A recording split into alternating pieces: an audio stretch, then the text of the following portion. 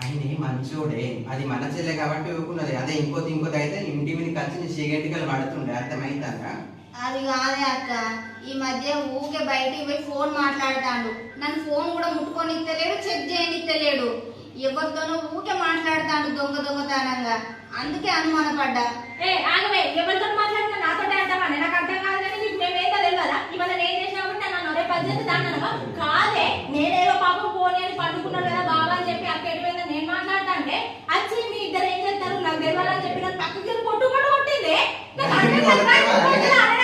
మరి నన్ను కొట్టలేదు అనే బావా? నిన్ను కొట్టేది కావచ్చు, నువ్వు నాకు అర్థం కాదు. మరి ఫోన్ చెక్ చేయనియాడు, ఫోన్ ముట్టుకొనియాడు, బయటికి పోయి ఊకే మాట్లాడుతా ఉంటాడు. నా కాలం ఉంది, నాకు ఎట్లుంటది చెప్పే కాదు. సంచిలో కొట్టి పెట్టి ఇంత ఉండేయనుంటుంది నేను కాదనే.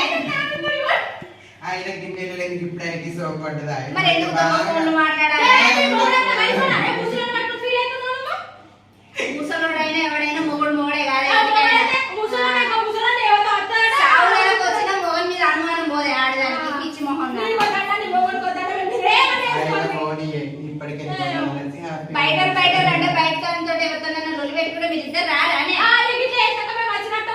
ఏ ఊకోవే నువ్వు మారేను. ఇంకా 4 దాంట్లో నుండే బావనే ఏమో ఇప్పటికే ఎన్కేసుకొని వస్తాను.